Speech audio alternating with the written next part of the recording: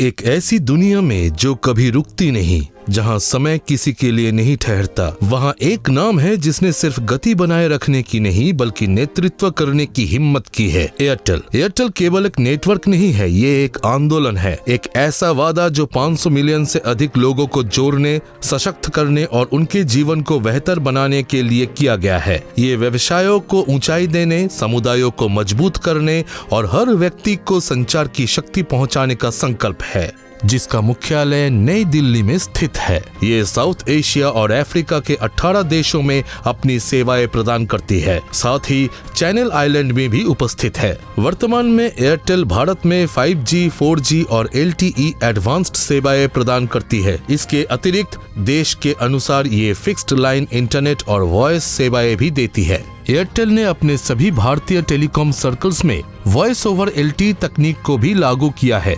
ये भारत और विश्व की दूसरी सबसे बड़ी मोबाइल नेटवर्क कंपनी है। मिलवर्ड ब्राउन और WPP PLC द्वारा किए गए ब्रांड जी आकलन में एयरटेल को भारत का दूसरा सबसे मूल्यवान ब्रांड घोषित किया गया था। एयरटेल को इस बात का श्रेय दिया जाता है कि उसने अपने व्यवसाय प्रबंधन में एक नई रणनीति अपनाई, जहां मार्केटिंग, सेल्स और फाइनेंस को छोड़कर बाकी सभी प्रक्रियाओं को आउटसोर्स किया गया है। इसने मिनट्स फैक्ट्री मॉडल की भी शुरुआत की, जो कम लागत और अधिक उत्पादन पर आधारित था। इसके बाद कई अन्य ऑपरेटरों ने भी इस पद्धति को अपनाया। एरिक्सन, हुआवे और नोकिया नेटवर्क्स एयरटेल के उपकरणों की आपूर्ति और रखरखाव करते हैं, जबकि एमडॉक्स IT समर्थन प्रदान करता है। ट्रांसमिशन टावर्स का रखरखाव भारतीय की सहायक और संयुक्त उपकरण कंपनियों द्वारा किया जाता है, जिनमें मुख्य है भारती इंफ्राटेल और इंडस टावर्स। सुनील मित्तल ने 1984 में भारत में पुश बटन फोन तैयार करना शुरू किया। इससे पहले उन्होंने सिंगापुर के सिंटेल नाम के एक व्यावसायिक प्रतिष्ठान से फोन आमदनी करके हिंदुस्तान के रोटरी फोन को रिप्लेस किया। भारतीय टेलीकॉम लिमिटेड BTL की शुरुआत हुई और जर्मनी के सीमेंस AG के साथ तकनीकी साझेदारी के माध्यम से इलेक्ट्रॉनिक पुश बटन फोन तैयार करना शुरू किया। 1990 के दशक के शुरुआत में भारतीय फैक्स मशीन, कॉर्डलेस फोन और पुश बटन फोन का सरंजाम तैयार करना शुरू किया, जिसका नाम था मेथब्रो। सुनील भारती मित्तल का जन्म लुधियाना, पंजाब में एक अग्रवाल परिवार में हुआ। उनके पिताजी सतपाल मित्तल इंडियन नेशनल कांग्रेस के राज्यसभा सदस्य थे। सुनील ने अपनी प्रारंभिक शिक्षा विनबर्ग एलन स्कूल, मुसौरी में प्राप्त की और बाद में सिंधिया स्कूल, ग्वालियर गए। 1976 में उन्होंने पंजाब यूनिवर्सिटी चंडीगढ़ से bachelor of arts and science की डिग्री प्राप्त की, जो उन्होंने आर्य कॉलेज लुधियाना में परस्यू की। उनके पिताजी का 1992 में दिल का दौरा पड़ने से देहांत हो गया। सुनील एक पहली पीढ़ी के उद्यमी ने 1976 में सिर्फ 18 साल की उम्र में 20,000 की पूंजी से अपना पहला बिजनेस शुरू किया। ये बिजनेस लोकल बाइसाइकिल मैन्युफैक्चरर्स के लिए क्रैंक शैफ्ट्स बनाना था। ये पूंजी उन्हें अपने पिताजी से मिली थी। उनकी जिंदगी का टर्निंग पॉइंट तब आया जब 1980 के दशक में वे ताइवान गए और वहां पुश बटन फोन्स बनते देखे, जब भारत में अभी रोटरी फोन्स ही आम थे। उन्होंने संभावना देखी और इन फोन्स को भारत में इंपोर्ट करना शुरू किया। जल्दी ही उन्होंने अपने ब्रांड बीटल के नाम से खुद इन फोन्स का असेंबली शुरू कर दिया। ये फोन्स बहुत लोकप्रिय हुए और भारती एंटरप्राइज भारत की प्रमुख टेलीकॉम इक्विपमेंट मैन्युफैक्चरर बन गई। 1992 में सुनील मित्तल ने भारत में मोबाइल फोन नेटवर्क लाइसेंस के ऑक्शन में हिस्सा लिया और जीत हासिल की। दिल्ली के लिए लाइसेंस के एक शर्त ये थी कि बीडर के पास पहले से टेलीकॉम का अनुभव हो। इसके लिए उन्होंने फ्रेंच कंपनी विवेंडी के साथ पार्टनरशिप की। उन्होंने सबसे पहले मोबाइल टेलीफोन को एक बड़े अवसर के रूप में पहचाना। 1994 में सरकार ने उनके प्लान को मंजूरी दी और 1995 में उन्होंने भारती सेलुलर लिमिटेड के नाम से दिल्ली में एयरटेल ब्रांड के तहत सेवाएं शुरू की। कुछ ही सालों में भारती पहली कंपनी बनी जिसके पास 2 मिलियन से ज्यादा मोबाइल सब्सक्राइबर्स थे।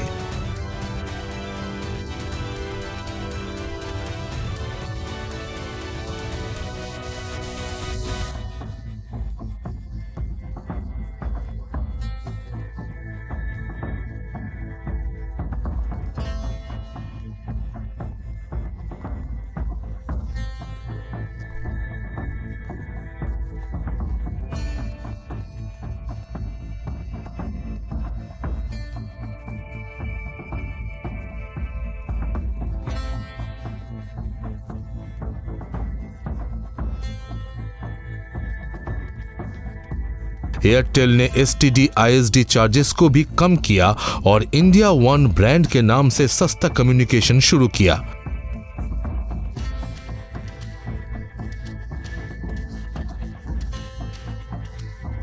उन्नीस 1990 के अंतिम दशक में एयरटेल ने भारत में पहली बार प्रीपेड मोबाइल सर्विस लॉन्च की, जिससे मोबाइल सेवाएं आम लोगों के लिए सस्ती और उपलब्ध हो गई।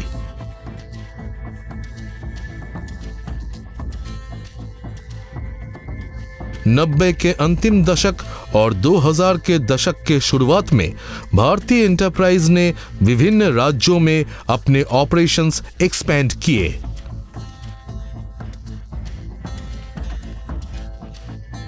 उन्नीस 1999 में उसने JT होल्डिंग्स खरीदा, 2000 में स्काईसेल कम्युनिकेशंस चेन्नई और 2001 में स्पाइससेल कोलकाता। 2002 में भारतीय पब्लिक कंपनी बनी और बॉम्बे स्टॉक एक्सचेंज और national stock exchange of India में लिस्टेड हुई। 2003 में सभी मोबाइल सेवाएं एक ही नाम के तहत रीब्रांड की गई, एयरटेल। 2004 में हेक्साकॉम का अधिग्रहण करके कंपनी ने राजस्थान में प्रवेश किया और 2005 में अंडमान एंड निकोबार आइलैंड तक अपना नेटवर्क बढ़ा लिया।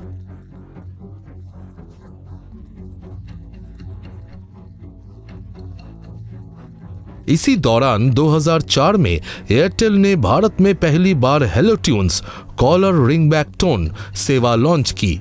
AR रहमान द्वारा रचित एयरटेल थीम सॉन्ग उस साल का सबसे लोकप्रिय ट्यून बना। बाद में एयरटेल ने 3G और 4G सेवाएं भी शुरू की और मोबाइल इंटरनेट और ब्रॉडबैंड के क्षेत्र में अपना प्रभाव स्थापित किया। 2007 तक एयरटेल भारत की पहली टेलीकॉम कंपनी बन गई, जिसके 50 मिलियन से अधिक ग्राहक थे और उसने ग्लोबल मार्केट की तरफ कदम बढ़ाया। 2010 में एयरटेल ने एक बोल्ड कदम उठाया। उसने कुवैत बेस्ड जैन टेलीकॉम के अफ्रीकन ऑपरेशंस को $10.7 बिलियन में खरीद लिया। इससे एयरटेल दुनिया की 5वीं सबसे बड़ी वायरलेस कंपनी बन गई। ये ना केवल कंपनी के लिए बल्कि भारत के ग्लोबल कॉर्पोरेट प्रेजेंस के लिए भी एक महत्वपूर्ण कदम था। एयरटेल ने अफ्रीका में कई चैलेंजेस झेले, मुद्रा की गिरावट, स्थानीय कंपटीशन और मार्केट समस्याएं, लेकिन धीरे धीरे उन्होंने अपने अफोर्डेबल प्लान्स, मोबाइल बैंकिंग और रूरल रीच के जरिए सफलता हासिल की। एक इंटरेस्टिंग फैक्ट, एयरटेल ने भारत में सबसे पहली 4G सर्विस 2012 में कोलकाता में लॉन्च की थी, जबकि बाकी देश अभी भी 3G पर था। एयरटेल ने अपने गृह देश भारत में भी लगातार नए कदम उठाए। उसने विंक म्यूजिक, एयरटेल टीवी जो अब एयरटेल एक्सट्रीम का हिस्सा है, और एयरटेल पेमेंट्स बैंक शुरू किया, जो भारत का पहला लाइव पेमेंट्स बैंक था। 2016 से 2019 के बीच भारत में टेलीकॉम वॉर शुरू हुआ, जिसमें रिलायंस जियो जैसे प्रतिद्वंदी आए। दाम गिर गए, कई कंपनियों ने मार्केट छोड़ दी, पर एयरटेल ने अपनी स्थिति बनाए रखी। एयरटेल ने अपने ऑपरेशंस रिस्ट्रक्चर किए, लॉसेस कम किए, कस्टमर सर्विस बेहतर बनाई और नए युग के लिए खुद को तैयार किया। –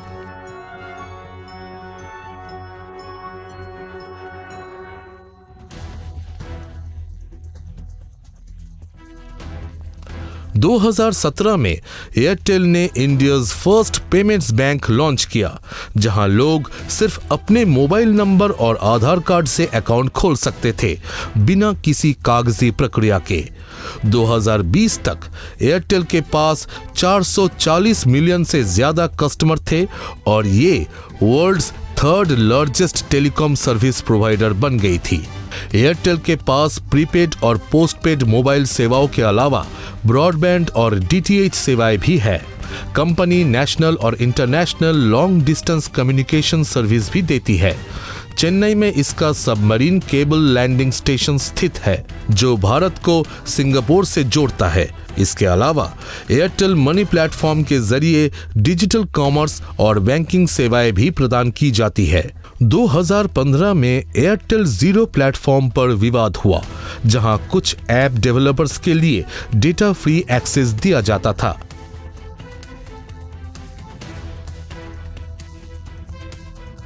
इससे नेट न्यूट्रलिटी के नियम टूटे हुए देखे गए और जनता ने इसका विरोध किया। आखिरकार कंपनी को ये प्लेटफॉर्म बंद करना पड़ा।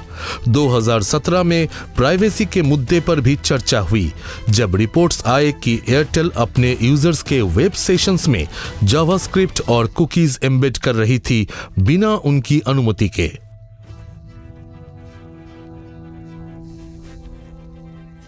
फाइनेंशियल ईयर 24 के चौथे क्वार्टर में एयरटेल का नेट प्रॉफिट 2072 करोड़ रहा, जो पिछले साल से 31% कम था, लेकिन कंपनी का कुल रेवेन्यू 4.4% बढ़कर 37,599 करोड़ तक पहुंच गया।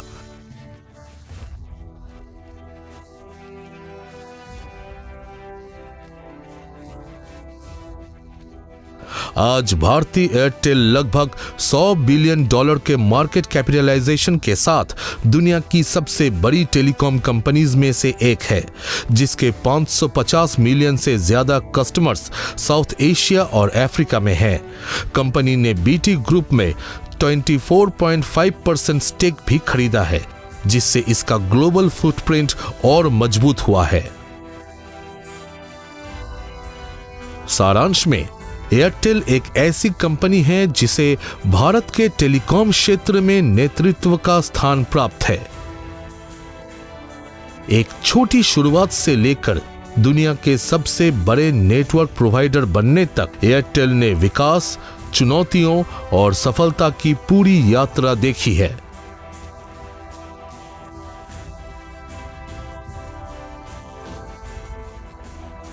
एयरटेल का केंद्रीय दृष्टिकोण सदैव इनोवेशन, कस्टमर फोकस और डिजिटल इंफ्रास्ट्रक्चर पर रहा है। लाभ में गिरावट और कुछ मुश्किलों के बावजूद इसका कोर बिजनेस मजबूत बना हुआ है।